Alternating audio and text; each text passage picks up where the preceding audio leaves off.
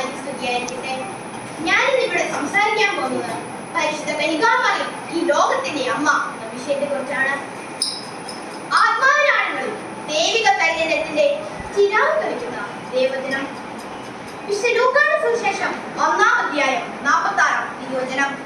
മറിയം പറഞ്ഞു, എന്റെ ആത്മാവ് കർത്താവിനെ മഹത്വപ്പെടുത്തുന്നു, എന്റെ ചിത്തം എന്റെ രക്ഷകനായ ദൈവത്തിൽ ആനന്ദിക്കുന്നു. അവിടുന്ന് തന്നെ ദാസിയുടെ താഴ്മയെ കടാക്ഷിച്ചു. ഇപ്പോൾ മുതൽ സകല തലമുറകളും എന്നെ ഭാഗ്യവതി എന്ന് പ്രകീർത്തിക്കും.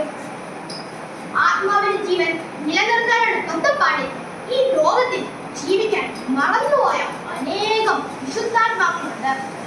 ദൈവിക പ്രഭ ചൊരിയുന്നവരെ നമുക്ക് നമിക്കാം. ഈ ലോകത്തിന്റെ അമ്മയായ പരിശുദ്ധ കന്യകാമറിയം അതിനുള്ള ഏറ്റവും വലിയ മാതൃകയാണ്. തന്റെ സ്വപ്നങ്ങളും ജീവിതവും ബലിയായി നൽകിയ കന്യക എന്തിനായിരുന്നു ദേവദൂതന്റെ മുമ്പിൽ ഇതാ കർത്താവിന്റെ ദാസി, നിന്റെ തിരുഹിതം എന്നിൽ നിറവേറട്ടെ എന്ന് പറഞ്ഞ് സർവവും സമർപ്പിച്ചത്? ദൈവിക സ്നേഹവും ദൈവിക ഭാവവും ഓർത്തിണക്കിയ ആത്മീയ മാതൃത്വം നിറഞ്ഞ ഒരമ്മയ്ക്ക് മാത്രമേ എല്ലാം ക്ഷമിക്കാൻ കഴിയൂ, എല്ലാം സഹിക്കാൻ കഴിയൂ. അതുകൊണ്ട് പരിശുദ്ധ അമ്മ പാപികൾക്ക് അഭയമാണ്. വിധിയുടെ ദിവസത്തിൽ തന്റെ മക്കൾക്ക് വേണ്ടി, പാപത്തിലും തിന്മയിലും വീണുപോയ മക്കൾക്ക് വേണ്ടി വാദിക്കാൻ ആ അമ്മയുണ്ടാവും. കാരണം മക്കളുടെ ദുഃഖം ഏറ്റുവാങ്ങാൻ ഒരമ്മയ്ക്കല്ലാതെ മറ്റാർക്കാണ് കഴിയുക? പ്രപഞ്ച രഹസ്യങ്ങളുടെ കലവറയായ സ്ത്രീത്വം എന്ന ഭാവം എന്നും ആഗ്രഹിക്കുന്നത് അതിജീവനം എന്ന ശക്തിയും നിലനിൽപ്പ് എന്ന സത്യവുമാണ്. നിലനിൽപ്പില്ലെങ്കിൽ പ്രപഞ്ചമില്ല, എല്ലാം നിത്യയാണ്. തുടർന്നു പോകേണ്ട ജീവന്റെ കണ്ണികൾ, ജീവിതത്തിന്റെ ധാര സ്ത്രീത്വം എന്ന മഹത്വത്തിലാണെങ്കിൽ പരിശുദ്ധ കന്യകാമറിയത്തിന് രക്ഷാകര പദ്ധതിയിലുള്ള സ്ഥാനം മഹനീയം തന്നെയാണ്. ചങ്ങനാശ്ശേരി രൂപതയുടെ പ്രഥമ മെത്രാനും വിശുദ്ധ കുർബാനയുടെ ആരാധന സന്യാസിനി സമൂഹ സ്ഥാപകനുമായ ധന്യൻ തോമസ് പുല്ലാളശ്ശേരി പിതാവ് ചെറുപ്പം മുതൽ ദൈവ മാതൃഭക്തിയിൽ വളർന്നു വന്ന തേജസ്സാർന്ന വ്യക്തിത്വത്തിനുടമയാണ്.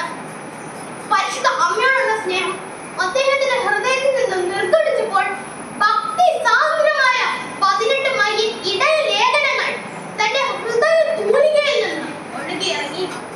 അദ്ദേഹം തന്റെ 24-ാമത്തെ ഇടയ ലേഖനത്തിൽ ഇപ്രകാരം കുറിച്ചു: ജപമാല ഉപയോഗിക്കുന്നവർ ഇതിനെ അമാനുഷിക ശക്തിയെ അനുഭവത്താൽ അറിയാതിരിക്കുകയില്ല. ഇതുപോലെ സങ്കടങ്ങളിൽ ഇത്ര വലിയ ആശ്വാസം കൊടുക്കുന്നതും കലങ്ങിയിരിക്കുന്ന ഹൃദയത്തിന് ഇത്ര വലിയ സമാധാനം കൊടുക്കുന്നതുമായ മറ്റൊരു ജപമില്ല.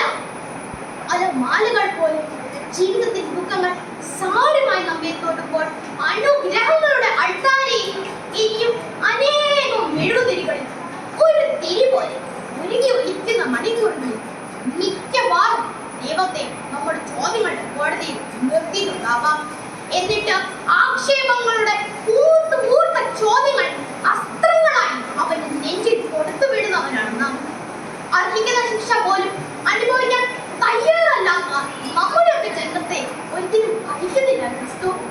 മറിച്ച് മറിയത്തെ മുന്നിലിരുത്തി അർഹിക്കുന്നതെല്ലാം നിഷേധിക്കുകയും അർഹിക്കാത്തതൊക്കെ അനുഭവിക്കുകയും ചെയ്ത തന്റെ അമ്മയെ മാതൃകയാക്കാൻ അവളുടെ ജീവിതം മനഃപ്പാഠമാക്കേണ്ട ഒരു പാഠ പുസ്തകമായി നമുക്ക് തരുന്നു. അമ്മയുടെ സുഗന്ധങ്ങളെ വായിച്ച് സംഗ്രഹിച്ച് മനനം ചെയ്ത് ജീവിക്കുവാൻ അവസാനത്തെ സമാനമായ ഇതാ എന്റെ അമ്മ. ഇന്നു മുതൽ നിന്റെ